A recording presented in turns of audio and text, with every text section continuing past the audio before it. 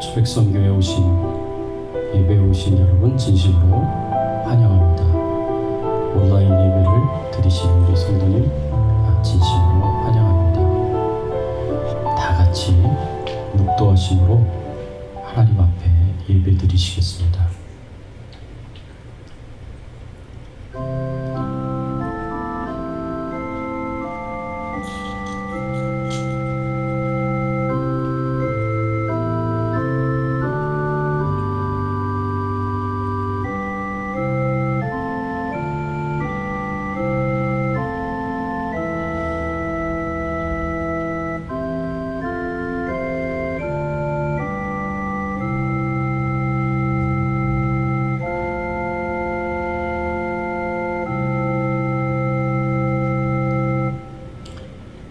여호와가 우리 하나님이신 줄 너희는 알지어다. 그는 우리를 지으시니요 우리는 그의 것이니 그의 백성이요 그의 기르시는 양이로다. 감사함으로 그의 문에 들어가며 찬송함으로 그의 궁정에 들어가서 그에게 감사하며 그의 이름을 송축할지어다. 여호와는 선하시니 그의 인자하심이 영원하고 그의 성실하심이 대대에 이르리로다. 하나님 아버지 감사합니다. 오늘 거룩한 주일을 맞이하여서 하나님을 만나기를 소원하고 하나님께 우리의 사랑의 고백을 드리며 하나님만이 우리에게 가장 소중한 분이시고 최고의 가치를 가지신 분이심을 믿음으로 고백하며 신앙 고백하며 하나님 앞에 영광 돌리기 위하여 이 자리로 저희들을 인도하여 주실로 감사드립니다. 하나님이시여 임재하여 주셔서 영광을 받으시고 오로지 예수 그리스도만 존귀하게 되시는 귀한 예배가 될 수 있도록 처음부터 끝까지 인도하여 주시옵소서. 감사드리옵고 예수 그리스도의 이름으로 기도드리옵나이다. 아멘. 전능하사 천지를 만드신 하나님 아버지를 내가 믿사오며 그 외아들 우리 주 예수 그리스도를 믿사오니 이는 성령으로 잉태하사 동정녀 마리아에게 낳으시고 본디오 빌라도에게 고난을 받으사 십자가에 못 박혀 죽으시고 장사한 지 사흘 만에 죽은 자 가운데서 다시 살아나시며 하늘에 오르사 전능하신 하나님 우편에 앉아 계시다가 저리로서 산 자와 죽은 자를 심판하러 오시리라. 성령을 믿사오며 거룩한 공예와 성도가 서로 교통하는 것과 죄를 사하여 주시는 것과 몸이 다시 사는 것과 영원히 사는 것을 믿사옵나이다. 아멘. 하나님 겸손하게 말씀 앞에 섭니다. 오늘도 주의 말씀으로 저희를 가르쳐 주시고 교훈하여 주시고 주의 뜻이 무엇인지 저희들이 분별하여 깨달아 알 수 있도록 도와주시옵소서. 지혜와 계시의 영이신 성령님이시오 진리의 영이신 성령님이시오 저희를 진리 가운데로 인도하여 주시고 진리를 알게 하시고 깨닫게 하시고 발견하게 하시고 진리를 바르게 분별하며 해석하게 하시고 진리가 기억나고 생각날 수 있도록 이 시간 축복하시고 은혜 베풀어 주시옵소서. 감사드리옵고 예수 그리스도의 이름으로 기도드리옵나이다. 아멘.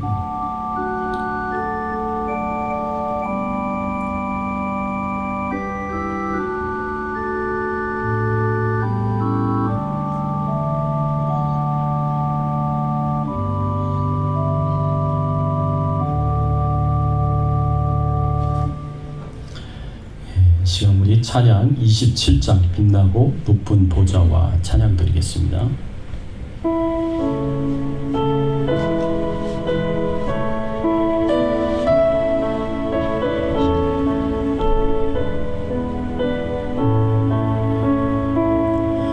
빛나고 높은 보좌와 그 위에 앉으신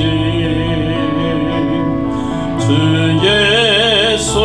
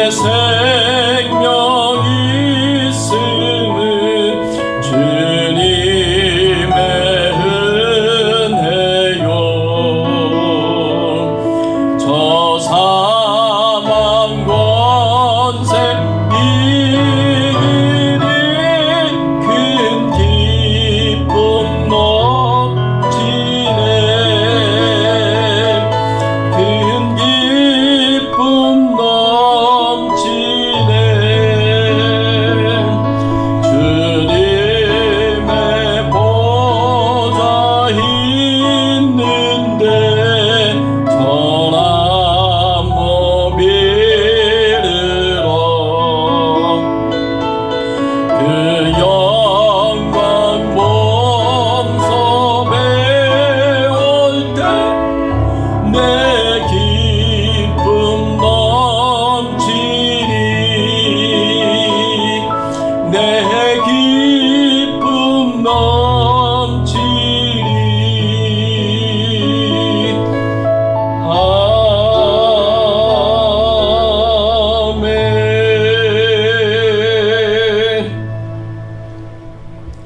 시간 우리 함께 은혜 나눌 말씀은 고린도전서 16장 13절에서 14절까지의 말씀입니다. 남자답게 강건하라 라는 제목으로 오늘 말씀을 전하실 터인데 같이 한번 여러분 속으로 봉독하십시오. 제가 봉독해 올리겠습니다. 깨어 믿음에 굳게 서서 남자답게 강건하라. 너희 모든 일을 사랑으로 행하라. 여러분, 우리가 어떻게 신앙생활을 하여야 신앙생활을 잘하는 것이 될 수 있겠습니까? 우리는 고린도전서에서 고린도 교회에 대하여 성경적인 바른 권면들을 해주는 말씀들을 지금까지 살펴보았습니다. 이제 고린도전서의 편지를 마무리하면서 사도 바울이 이 마지막 당부의 말씀을 오늘 본문에서 해주고 있습니다. 그래서 오늘은 고린도전서 마지막 설교를 하게 될 것입니다. 그래서 다음 주부터는 새로운 주제를 가지고 제가 말씀을 증거하겠습니다.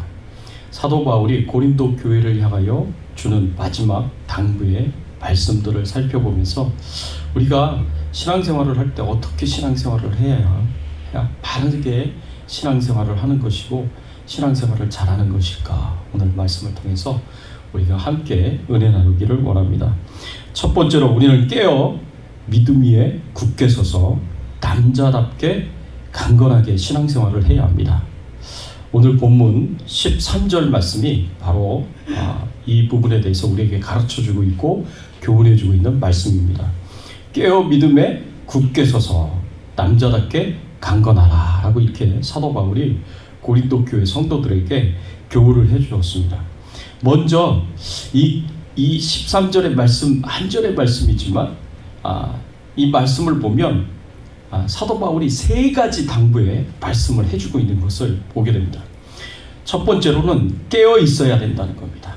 우리 예수 믿고 구원받은 하나님의 자녀들은요, 깨어 있어야 됩니다. 여기서 깨어 있다라는 이 표현은요, 그레고레이터라는 헬라어가 쓰여졌는데 마지막 때를 살고 있다는 것을 우리가 잊지 말고 주님의 재림을 기다리며 준비하라는 뜻으로 이 말씀을 주셨습니다.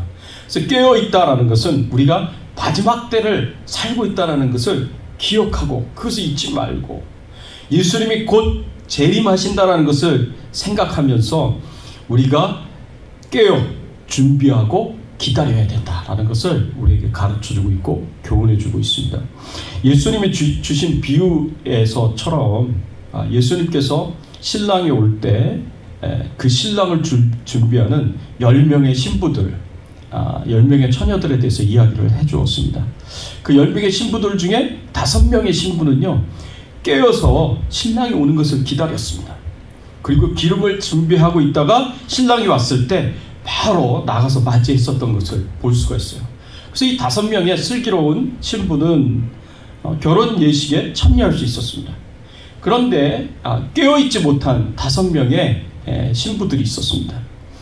신랑이 오는데 늦게 오니까 신랑이 늦게 오나 보다 생각하고 졸고 잠을 자고 있다가 신랑이 왔다라는 소식을 듣고 나서 벌떡 일어났는데 아무런 준비를 하지 못한 거예요. 기름을 준비하지 못한 거예요. 그래서 기름을 찾아다니다가 늦게 결혼 예식에 참여를 했는데 이미 문은 닫혀 있고 결혼 예식은 이미 진행되고 있었습니다. 그래서 그 결혼 예식에 참여하지 못했다라는 그런 말씀을 예수님께서 비유로 우리에게 주었습니다. 그렇기 때문에 우리가 지금 현재 마지막 때를 살고 있습니다. 종말의 때를 살고 있습니다. 이제 곧 예수 그리스도가 이 땅에 오실 것입니다. 우리의 신랑 되시는 예수님이 이 땅에 오신다는 것을 우리가 기억하고 그때를 깨어서 우리가 기다리며 준비를 해야 된다는 것을 이 말씀에서 우리에게 가르쳐주고 있습니다. 근데 우리가 살다 보면은요, 너무 쉽게 졸고 잠에 들고 영적인 깊은 잠에 빠져서 깨어있지도 못하고 신랑이 오는 것을 준비하지도 못하고 기다리지도 못하는 그런 모습을 가질 수가 있습니다. 그래서 예수님께서 이런 부분에 대해서 이렇게 말씀을 하셨어요. 누가복음 21장 34절에서 36절까지에 보면 너희는 스스로 조심하라. 그렇지 않으면 방탕함과 술 취함과 생활의 염려로 마음이 둔하여지고 뜻밖의 그날이 덕과 같이 너희에게 임하리라. 이날은 온 지구상에 거하는 모든 사람에게 임하리라. 이러므로 너희는 장차 올 이 모든 일을 능히 피하고 인자 앞에 서도록 항상 기도하며 깨어 있으라 하시니라. 하나님께서, 예수님께서 그렇게 우리에게 말씀하셨어요. 이제 그날이 올 텐데, 이 그날이 어떤 날이에요? 예수님이 재림하시는 마지막 날이 오게 될 터인데, 그 앞에 이 세상에 임하게 된 하나님의 심판과 형벌을 피하고 하나님 앞에 설 수 있도록, 인자 앞에 설 수 있도록 항상 기도하고 깨어 있으라 라고 이렇게 가르쳐 주셨습니다. 그런데 이렇게 깨어 있도록 스스로 조심해야 되는데, 이 깨어 있지 못하게 되는 경우가 있다는 거예요. 왜냐하면 여러분 34절 말씀해 보세요. 그렇지 않으면 방탕함과 술 취함과 생활의 염려로 마음이 둔하여지고 뜻밖의 그날이 덕과 같이 너에게 임하리라 라고 이렇게 말씀을 하셨어요. 여러분, 우리가 영적으로 잠을 자게 되는, 영적으로 졸게 되는 이 영적인 수면제들이 있어요. 이 영적인 수면제들이 뭐냐? 이 말씀에 보니까, 예수님이 주신 말씀에 보니까 방탕함과 술 취함과 생활의 염려다라고 우리에게 가르쳐 줬습니다. 우리가 방탕하게 살다 보면 예수님이 이 땅에 오신다라는 것을 잊어버리고 사는 거예요. 술 취하고 생활의 염려와 재리의 유혹 때문에, 재물의 유혹 때문에 정신없이 살다 보면 예수님이 이 땅에 오신다라는 것을 생각하지 못하고 기억하지 못하고 산다는 겁니다. 그러니까 영적으로 깨어있지 못하고 영적으로 깊은 잠에 빠지게 되는 거예요. 이게 수면제예요. 수면제. 그래서 깨어서 예수님의 오심을 기다리고 예수님이 오셨을 때 주님을 반갑게 맞이할 수 있도록 잘 준비해야 되는데, 아무런 준비 없는 삶을 살아가는 거예요. 매일매일의 삶이 방탕한 삶, 술 취한 삶, 생활의 염려와 재물의 유혹에 넘어가서 바쁘게 그렇게 살아갑니다. 그러니까 주님이 오시는 것에 대해서 아무런 준비 없이 산다는 거죠. 그렇게 살지 말라는 거예요. 스스로 조심하라 그랬어요. 항상 기도하고 깨어있으라 라고 우리에게 가르쳐주고 있고 교훈해주고 있습니다. 사랑하는 성도 여러분, 우리가 하나님의 말씀에 불순종하고 방탕하게 살고 그리고 술 취하게 되고 생활의 염려와 재물의 유혹에 빠져 살다 보면 깊은 잠에 빠지게 되는데, 어느 정도로 깊은 잠에 빠지느냐? 하나님의 명령에 불순종하고 니느웨로 가지 않고 다시스로 가는 배를 타고 배 밑창에서 깊은 잠에 빠진 요나를 하나님이 찾아오셨는데, 폭풍으로 하나님께서 찾아오셨어요. 폭풍으로 하나님께서 찾아오셨는데도 불구하고 요나가 주님이 오셨다는 것을, 하나님이 오셨다는 것을 깨닫지 못합니다. 그냥 배 밑창에서 깊이 잠들어서 그렇게 주님이 오신 것도 알지 못하고, 그래서 이방인 선장이 깨워서 일어나 기도하라고, 이방인 선장, 하나님을 모르는 사람들에게 책망까지 받는 그런 일들이 일어나게 되는 것을 볼 수가 있습니다. 노아 시대 때도 하나님께서 홍수로 심판하는 그 날이 되었는데도 불구하고 사람들은 하나님의 심판에 전혀 관심이 없었습니다. 그냥 먹고 마시고 방탕하게 살고 타락한 삶을 살고 시집가고 장가가고, 이런 삶에 정신없이 빠져들어가서 영적인 깊은 잠에 빠져 있었습니다. 주님이, 하나님의 홍수의 심판이 도적같이 임하는 거예요. 그런 사람들에게는 영적인 잠을 자면 하나님의 임하심이 도적같이 오는 거예요. 그러나 이미 미리 깨어서 기다리고 있고 준비하고 있는 사람들에게는 주님이 오시는 것이 도적같이 오는 것이 아니라 이미 그 징조를 어느 정도 깨닫고 주님이 오실 때가 됐구나 라고 생각하고 준비하고 기다리고 있으면 주님이 오실 때 모든 준비를 다 하고 있기 때문에 기쁨으로 주님을 맞이할 수가 있는 것입니다. 사랑하는 성도 여러분, 주님이 오실 날이 멀지 않은 이때에, 마지막 때에 징조로 보이는 이 코로나19 바이러스의 전염병이 창궐한 이때에 우리가 정신 차리고 깨어서 주님이 이 땅에 오심을 준비하고 기다려야 합니다. 이러한 때에 영적인 잠에 빠지지 않도록 깨어 기도하고 주님의 오실 날을 잘 준비하는 것이야말로 우리가 신앙생활을 잘하는 것이다 라고 이 말씀을 통해서 사도 바울이 우리에게 가르쳐주고 있고 권면해주고 있습니다. 두 번째로 믿음에 굳게 서야 됩니다. 이 말은 흔들림이 없는 믿음, 그리고 변함이 없는, 의심이 없는 믿음을 가지고 신앙생활을 잘 해야 된다라고 가르쳐주고 있습니다. 하나님을 향한 의심이 없는, 흔들림이 없는 믿음과 신뢰를 가지고 신앙생활을 잘 해야 된다고, 그리고 하나님의 뜻에 순종해야 된다고 가르쳐주고 있습니다. 여러분, 마지막 때가 될수록요, 우리 믿는 자들에게 하나님을 향한 신뢰, 하나님을 향한 믿음을 사정없이 흔드는 그런 시험이 계속해서 찾아옵니다. 마지막 때가 될수록 더 큰 시험거리들이 찾아와요. 우리가 하나님을 향한 믿음을 견고하게 갖지 않으면, 하나님을 향한 신뢰를 견고하게 갖지 않으면 사정없이 무너지고 쓰러질 수밖에 없는 그런 환난과 핍박들이, 시험들이 찾아오게 된다는 겁니다. 그래서 믿음을 지키는 것이 참 힘든 그런 상황이 옵니다. 이런 때일수록 더욱 의심 없이, 그리고 흔들림 없이 하나님을 향한 온전한 믿음을 가지고 견고하게 서 있어야 된다라고 사도 바울이 우리에게 가르쳐 주고 있습니다.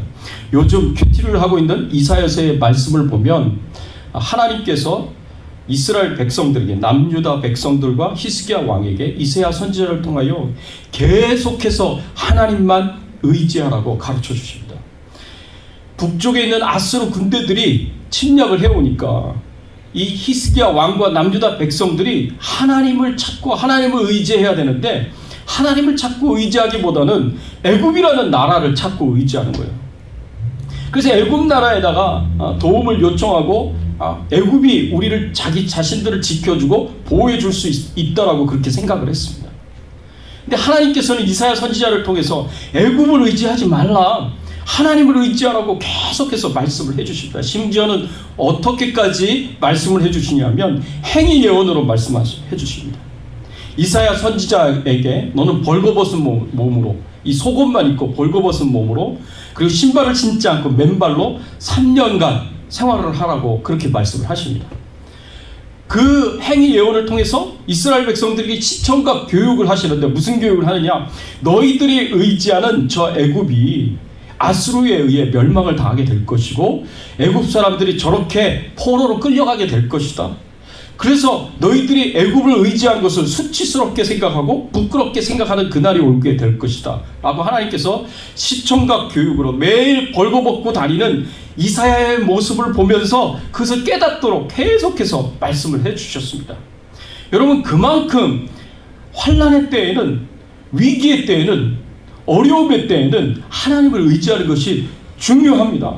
하나님을 의지하지 않고 다른 것을 의지하면은요, 하나님께서 그것이 다 헛되다, 너희들이 하나님 외에 의지하는 그 모든 것들이 다 헛되다 라고 우리에게 가르쳐주고 있고 교훈해주고 있습니다.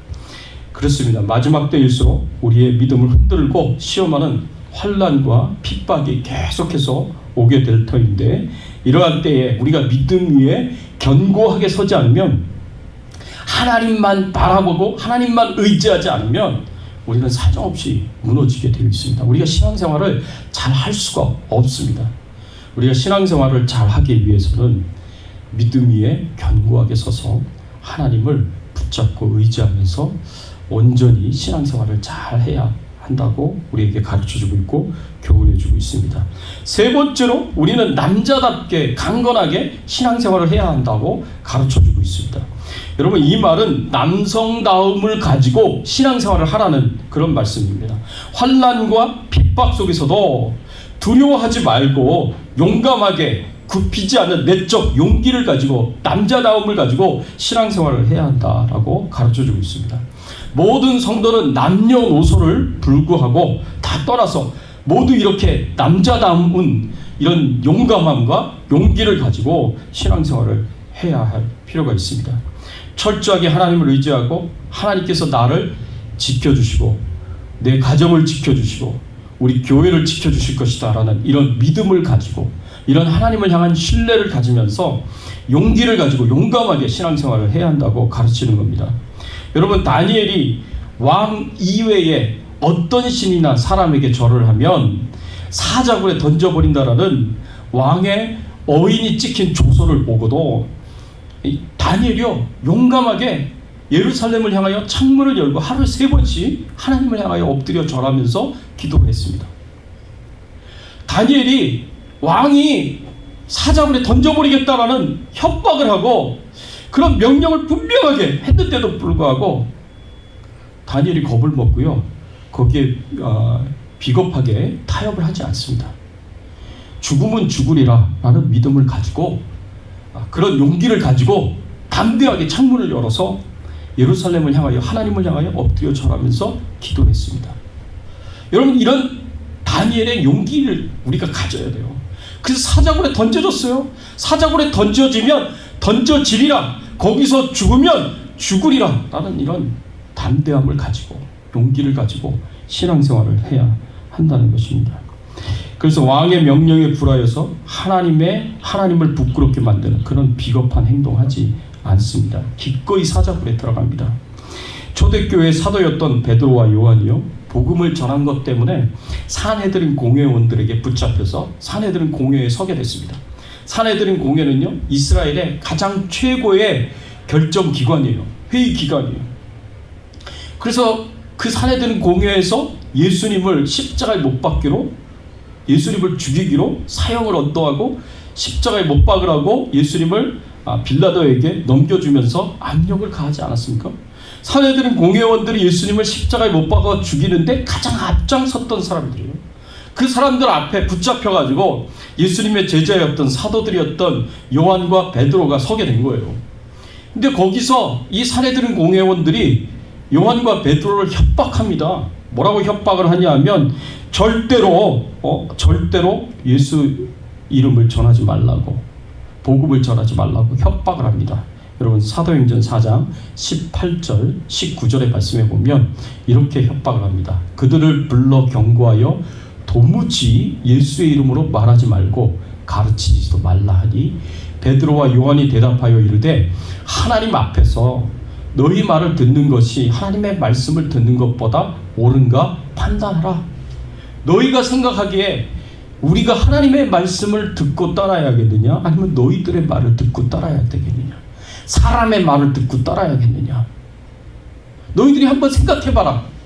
이 말은 나는 사람의 말을 듣고 따르는 것이 아니라 하나님의 말씀을 듣고 따르겠다라고 담대하게 이야기하고 있는 것입니다. 여러분, 요한과 베드로는요, 이 산헤드린 공회원, 이 공권력을 가지고 있는 권세자들이에요. 이 공권력에서 이야기하고 있는 권세자들이 너희들 예수 전하지 마라, 복음 전하지 마라 라고 협박을 했어요. 경고했어요. 명령했어요. 그런데 베드로와 요한이 내가 사람의 말을 듣겠느냐, 하나님의 말을 듣겠느냐, 나는 하나님의 말씀을 듣고 따르겠다고 그렇게 말을 하면서 그들이 협박을 하든 그들이 뭐라고 명령을 하든 거기에 굴하지 않고 끝까지 하나님의 말씀을 따라서 복음을 전하는 신앙의 삶을 살았습니다. 여러분, 이게 오늘날 우리에게 필요한 용기예요. 신앙의 용기예요. 신앙의 담대함입니다. 용감함입니다.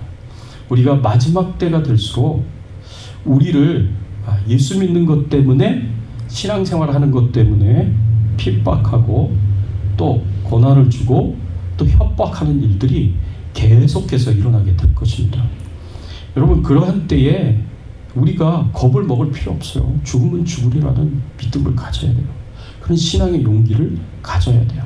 그래야 신앙생활을 할 수가 있습니다. 지난 7월 25일 미국 프로야구 메이저리그 개막전에 앞서서 선수들과 매니저들과 코치들이 성조기 앞에 검은 천을 들고 한쪽 무릎을 꿇고 한 가지 의식을 치웠습니다. 그것이 바로 BLM 의식이었는데 그 뜻이 Black Lives Matter 하는 BLM, Black Lives Matter라는 의식을 치웠습니다. 근데 거기서 모든 사람들이 다 검은 철을 들고 그리고 한쪽 무릎을 꿇고 그 의식을 행했어요. 근데 딱 한 사람만이 무릎을 꿇지 않고 서서 그 의식이 끝날 때까지 거기서 서서 있었습니다. 딱 한 사람이. 그 사람이 누구였냐면 샌프란시스코의 자이언츠의 한 야구 선수였는데 구원투수였어요. 샘 쿤로드라는 사람이었습니다. 경기가 끝난 후에 기자들이 찾아와서 인터뷰를 했습니다. 왜 당신은 무릎을 꿇지 않았습니까? 그랬더니 그 사람이 한 말이 이런 말이었습니다. 나는 기독교인으로서 하나님 외에 그 어느 것 앞에서도 무릎을 꿇을 수 없습니다. 나는 예수 믿는 사람입니다. 내가 기독교인인데 하나님 외에 그 누구 앞에서도 그 무엇 앞에서도 제가 무릎을 꿇을 수가 없습니다. 그래가지고 혼자 무릎 꿇자 딱 서서 있었습니다. 여러분, 그게 신앙의 용기예요. 남들이 다 한다고 내 믿음은 도망가고 잊혀지고 내 신앙은 잊혀지고 남들이 다 한다고 해서 따라가는 게 아니에요. 하나님이 원하시는 것이 무엇인지, 하나님이 뜻하시는 것이 무엇인지, 하나님이 바라시는 것이 무엇인지, 그게 제일 중요한 거예요. 그것을 붙잡고 하나님의 뜻대로, 하나님이 원하시는 대로, 하나님이 뜻하시는 대로, 하나님이 기뻐하시는 대로 신앙생활을 하는 것이, 그것이 신앙생활 잘하는 겁니다. 마지막 때에는 계속해서 믿는 자들을 굴복시키고 무릎 꿇게 만드는 수많은 위협들이 있을 거예요. 협박들이 있을 거예요. 그렇지만 거기에 굴하지 마십시오. 신앙의 용기를 가지시고 담대함을 가지시고 끝까지 믿음의 신앙의 삶을 사셔야 됩니다. 그래야 우리가 신앙생활을 잘하는 겁니다. 깨어 있으시고 그리고 믿음 위에 굳게 서시고 남자답게 강건하여서 신앙생활을 잘할 수 있는 귀한 은혜가 있기를 예수 그리스도의 이름으로 축원합니다. 두 번째로 오늘 말씀에서 보면 우리는 모든 일을 사랑으로 행하며 신앙생활을 해야 합니다. 여러분 14절 말씀해 보니까 이런 말씀이 있습니다. 너희 모든 일을 사랑으로 행하라 라고 가르쳤습니다. 모든 일을 사랑으로 행하라. 사도 바울이 고린도 교회 성도들에게 이렇게 강하게 권면하고 있는데 고린도전서 13장 사랑장에서 가르치고 있듯이 우리가 어떤 은사를 가지고 하나님을 섬기고 교회를 섬기고 성도들을 섬긴다고 할지라도 사랑으로 섬기지 않으면 그 모든 섬김이 다 헛되다, 의미가 없다, 가치가 없다라고 그렇게 가르쳤습니다. 왜냐하면 하나님께서 마지막 때에 하나님의 심판대 앞에서 우리의 삶을 평가하시면서 우리의 삶을 따라서 하나님께서 상급을 주실 터인데 하나님의 앞에 상급을 받을 수 있는 그런 정말 하나님 앞에 상급을 받을 수 있는 그런 좋은 신앙의 삶을 살았다고 카운트가 되지 않기 때문에 사랑으로 행하지 않는 모든 것들은 하나님 앞에 상급으로 카운트가 되지 않습니다. 그렇기 때문에 아무리 열심히 섬기고 수고한다고 할지라도 의미가 없다라고 사도 바울이 그렇게 가르쳐주고 있고 교훈해주고 있습니다. 그래서 고린도 교회가 하나님으로부터 받을 은사가 많았기에 이 은사를 사용함에 있어서 사랑으로 행하는 것이 굉장히 중요했습니다. 그래서 사도 바울이 특별히 강조해서 사랑으로 행하라 라고 이렇게 마지막으로 당부를 하고 있는 거예요. 이렇게 사랑으로 행하는 것이 신앙생활에 있어서 굉장히 중요하다는 것은 구약과 신약을 이렇게 걸쳐서 핵심적인 가르침이다라고 우리가 이야기할 수가 있습니다. 신명기 6장 4절과 5절의 말씀에 보면 이렇게 말씀을 하셨습니다. 이스라엘아 들으라. 우리 하나님 여호와는 오직 유일한 여호와이시니 너는 마음을 다하고 뜻을 다하고 힘을 다하여 내 하나님 여호와를 사랑하라 라고 이렇게 말씀을 하셨습니다. 마음을 다하고 뜻을 다하고 힘을 다하여 내 하나님 여호와를 사랑하라. 마음을 다하여 하나님을 사랑하라는 것은 내 지성적인 노력을 다 기울여서 하나님을 사랑하라는 거예요. 네가 모든 지성적인 노력을 다 기울여서 하나님에 대해서 알고 하나님을 알고 하나님의 말씀에 대해서 알고 그래서 그 하나님의 뜻을 알아서 하나님의 뜻대로 살아가도록 노력하고 애를 쓰라는 것을 여기서 마음을 다하여 하나님을 사랑하라는 말의 의미가 바로 그런 의미입니다. 뜻을 다하여 열정을 다하여 하나님을 사랑하라고 가르치고 있습니다. 힘을 다하여 네가 가지고 있는 모든 노력을, 힘을, 모든 소스를 다 동원해서 내 모든 네트워킹을 다 동원하고 내 모든 재물을 다 써서 내 모든 에너지를 다 써서 내 모든 재능을 다 써서 내 모든 소스를 다 동원하여 하나님을 사랑하라 라고 가르치고 있는 것입니다. 그래서 마음을 다하고 뜻을 다하고 힘을 다하여 하나님을 사랑하라는 이 말씀은 우리의 신앙의 초점이 하나님을 사랑하는 것에 맞춰져야 된다라는 것을 가르쳐주고 교훈해 주는 겁니다. 하나님을 사랑하는 것은요, 그런데 하나님을 사랑하는 것은 하나님의 말씀에 순종하는 것입니다. 하나님을 사랑하는 것을 우리가 어떻게 표현을 하겠습니까? 하나님 사랑합니다 라고 입술로 표현한다고 해서 하나님을 사랑하는 게 아니에요. 하나님께서 우리를 바라보시며 정말 네가 나를 사랑하고 있구나, 하나님께서 그렇게 인정하시고 하나님께서 그렇게 평가하시는 삶은 우리가 입술로 하나님 사랑합니다 고백하고 찬양하는 것을 통해서가 아니에요. 하나님이 우리가 하나님을 사랑하시는 것을 아시는 것은 우리가 하나님의 말씀에, 하나님의 뜻에 순종할 때 네가 나를 사랑하고 있구나 라고 인정해 주시는 것이고, 그것을 그렇게 평가를 해 주시는 것입니다. 요한복음 14장 15절 말씀에 보면 예수님께서 이렇게 말씀하셨습니다. 너희가 나를 사랑하면 나의 계명을 지키리라. 너희가 나를 사랑하면 나의 계명을 지키리라. 나의 계명을 지키는 자라야, 요한복음 14장 21절, 나의 계명을 지키는 자라야 나를 사랑하는 자니 나를 사랑하는 자는 내 아버지께 사랑을 받을 것이요 나도 그를 사랑하여 그에게 나를 나타내리라 라고 이렇게 말씀하셨습니다. 하나님을 사랑하는 자는요, 하나님의 계명을 지키게 되어 있습니다. 하나님의 계명을 지킴으로 하나님을 사랑한다는 것을 표현하는 사람들입니다. 여러분, 이런 사람들이야말로 진짜 신앙생활을 잘하는 사람이라고 우리가 이야기를 할 수가 있습니다. 이것이 예수님께서 제자들에게 주신 말씀인데, 하나님의 말씀에 순종하는 자야말로 진짜 하나님을 사랑하는 자다라는 것을 가르쳐주고 있습니다. 여러분, 우리가 생각해야 될 부분들이 여기에 있는데, 우리가 잘못 생각하면 이 커다란 잘못을 하게 됩니다. 죄를 짓게 됩니다. 어떤 죄를 지을 수 있느냐 하면, 하나님을 사랑하는 것과 하나님의 말씀에 순종하는 것을 서로 분리시키면 우리가 큰 죄를 지을 수 있어요. 제가 말씀을 드렸다시피 하나님을 사랑하는 것은 하나님의 말씀에 순종하는 겁니다. 하나님의 말씀에 순종해야 하나님을 사랑하는 것입니다. 이것은 절대 뗄 수 없는, 같이 붙어있는, 함께 가야 되는 것입니다. 근데 이것을 분리시키는 사람들이 있어요. 근데 이걸 분리시키게 되면 어떤 일들이 일어나느냐, 하나님의 말씀에 순종하지도 않는데, 하나님의 뜻대로 살지도 않는데 하나님을 향하여 사랑한다고 그렇게 말을 하고, 그리고 본인이 하나님을 사랑하는 줄 알고 있습니다. 헌금을 많이 내면 하나님을 사랑한다고 생각합니다. 교회 예배에 빠지지 않고 참석하면 하나님을 사랑한다고 생각합니다. 여러분, 물론 하나님의 말씀에 순종하여 예배 드리고 헌금도 드리고 선행도 하고 좋은 일도 하고 그렇게 하는 거겠죠. 그렇지만 그것이 다가 아니라는 거죠. 우리 삶 전체를 향하신 하나님의 말씀, 하나님의 뜻에 우리가 순종할 수 있어야 됩니다. 여러분, 사사기에 나오는 기드온과 300명의 용사의 이야기를 여러분들이 잘 알고 있으리라 생각합니다. 기드온 시대에 이스라엘 백성들이 타락하게 되니까 하나님께서 기드온을 불러서 사사로 세웁니다.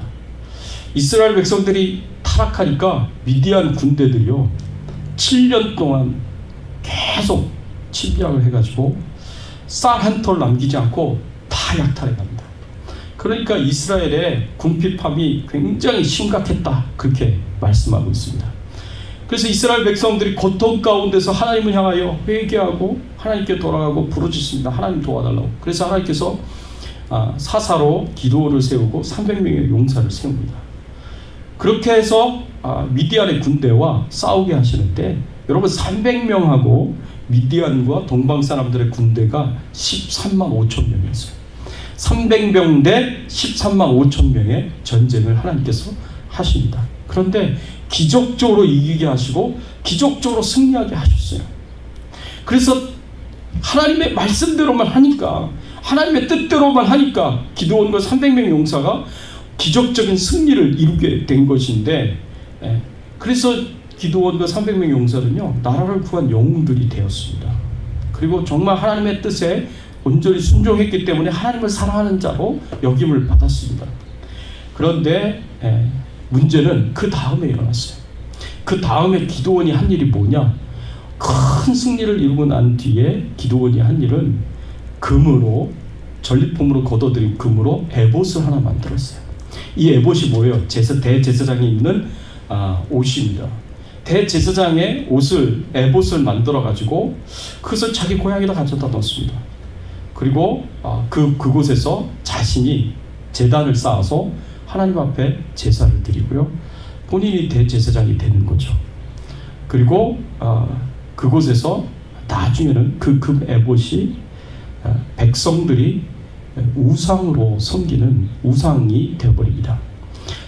이미 예루살렘 옆에 실로라는 곳에 성막이 있었어요. 그곳에서 백성들이 제사를 드리고 그곳에서 하나님을 만나고 예배를 드렸습니다. 그곳에 대제사장이 있고 제사장들이 다 있었어요.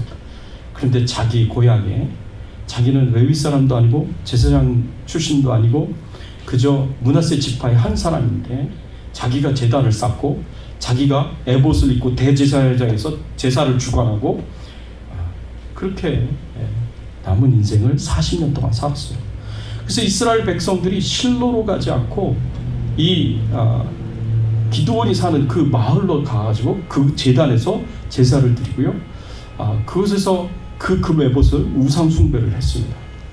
그렇게 40년을 이스라엘 백성들을 우상 숭배의 길로 인도를 했었던 사람이 기드온이에요. 그래서 그 기드온에 대해서 성경에서 뭐라고 말씀하고 있냐면, 사사기 8장 27절 말씀에 보면 이런 말씀이 있습니다. 기드온이 그 금으로 에봇 하나를 만들어 자기 성읍 오브라에 두었더니 온 이스라엘이 그것을 음란하게 위함으로 그것이 기드온과 그의 집에 올무가 되니라. 그것이 그의 기드온과 그의 집에 올무가 되었다라고 이렇게 표현하고 있어요. 나중에 기드온이 70명의 아들을 낳았어요. 많은 처와 첩을 거느렸고 70명의 아들을 낳았는데, 이 70명의 아들이 배다른 다른 형제 아비멜렉에 의해서 다 죽임을 당하게 됩니다. 그리고 아비멜렉도 여인의 손에 의해서 결국에는 비참하게 죽음을 당하게 됩니다. 기드온과 그의 집이 이렇게 비참하게 다 죽임을 당하게 되고 멸망을 당하게 된 근본적인 원인이 금 에봇 우상 숭배 때문이었다라고 말씀을 하고 있습니다.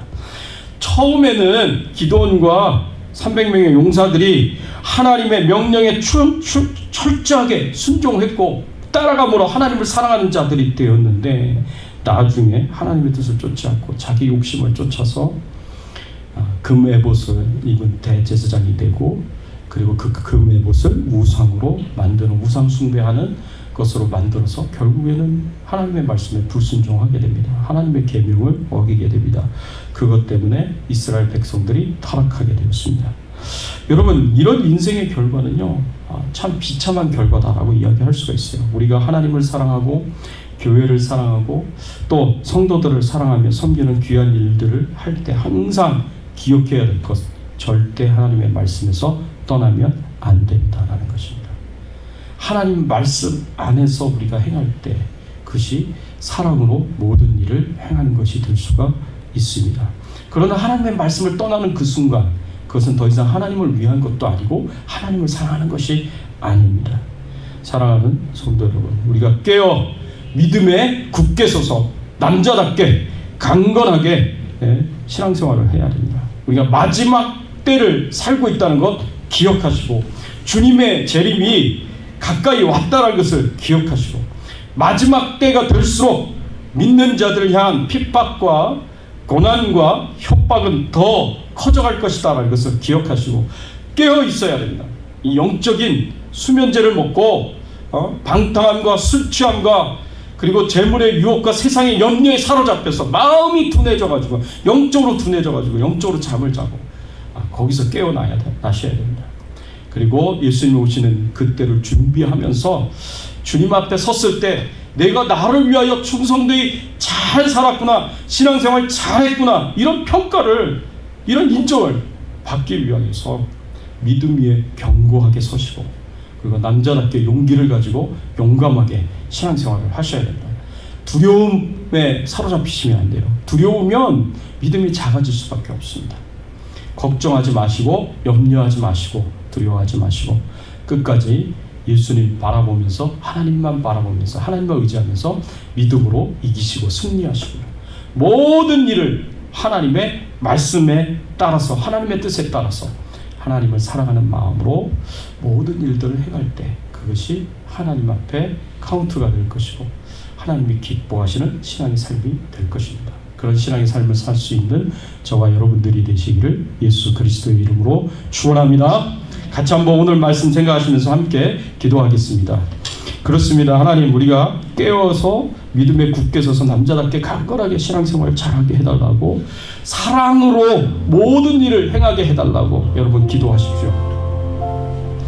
여러분 영적인 수면제 먹고 정말 정신 못 차리는 신앙생활 하지 않도록 해달라고 기도하십시오. 이러한 때에 방탕함이 무슨 말입니까? 이러한 때에 술 취하는 것이 무슨 말입니까? 이러한 때에 세상에 대한 염려를 가지고, 그리고 재물의 유혹이 사로잡혀서 바르게 신앙생활하지 못하는 그런 삶이 웬 말입니까? 하나님, 우리가 깨어서 믿음 위에 굳게 서서 남자답게 용기를 가지고 용감함으로 신앙생활 잘 할 수 있도록 도와달라고 기도하시고, 하나님의 말씀을 따라 모든 일에 사랑으로 행할 수 있는 저희들의 신앙생활이 되게 해달라고 여러분 같이 한번 통성으로 함께 기도하겠습니다.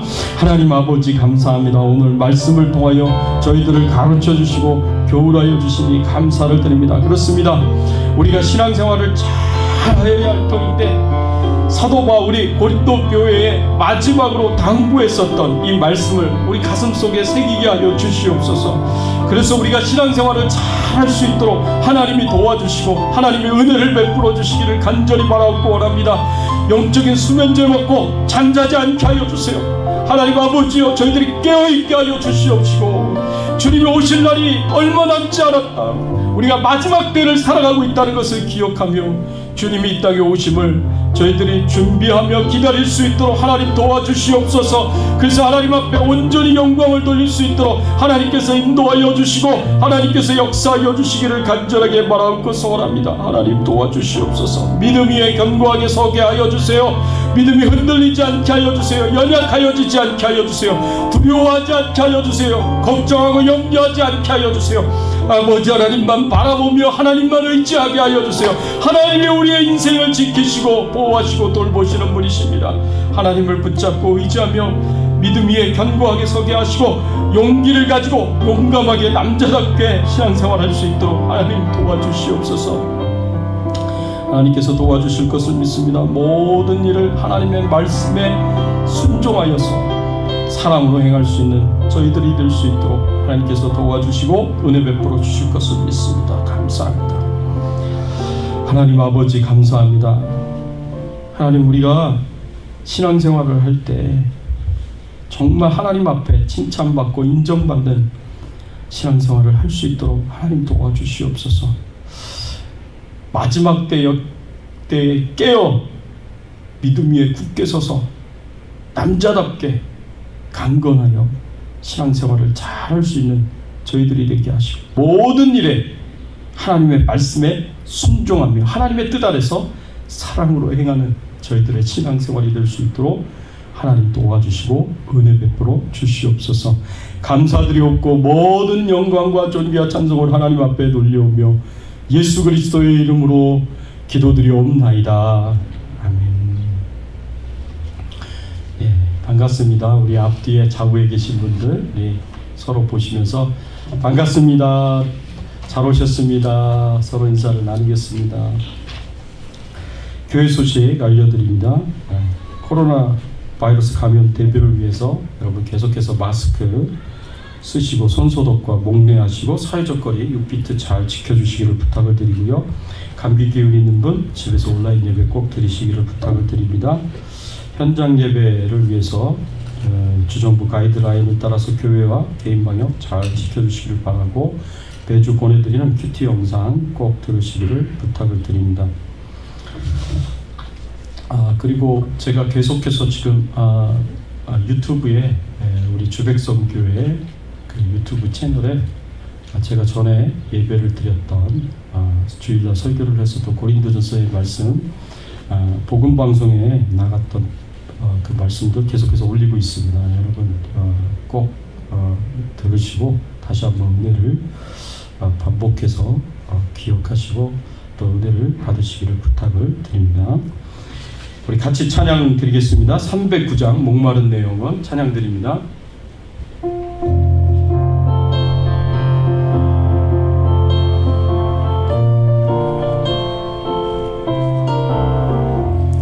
목마른 내 영혼 주가 힘이 허락한 그 귀한 영생수 주여 갈망합니다.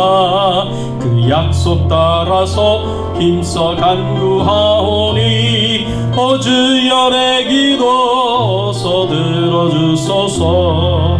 예수의 사랑 예수의 사랑 바람 물결같이 내게 임하니 영광의 물결에 온전히 쌓여서 내 영혼의 기쁨 한량 없도다. 주 내게 약속한 금비 내려주시려 은혜의 저구름 건너편에 떠올라 그 귀한 징조가 내게 밝히 보이니 나 힘을 다하여 주께 간구합니다. 예수의 사랑 예수의 사랑 바람 물결같이 내게 임하니 영광의 물결에 온전히 쌓여서 내 영혼의 기쁨 한량 없도다. 은혜의 소낙빛이 급속히 내려 구원의 큰 강물 흘러 차고 넘쳐서 내 추한 모든 죄 모두 씻어버리니 나 지금 은혜를 충만하게 받았네. 예수의 사랑 예수의 사랑 바람 물결같이 내게 임하리 내 물결에 내 영혼의 기쁨 한량 없도다. 그 차고 넘치는 주의 은혜의 물결 힘차게 밀려와 내게 만족합니다. 오 할렐루야로 주를 찬송하오니 내 맘의 기쁨이 항상 충만함이라. 예수의 사랑 예수의 사랑 바람 물결같이 내게 임하리 광의 물결에 온전히 쌓여서 내 영혼의 기쁨 한량 없도다.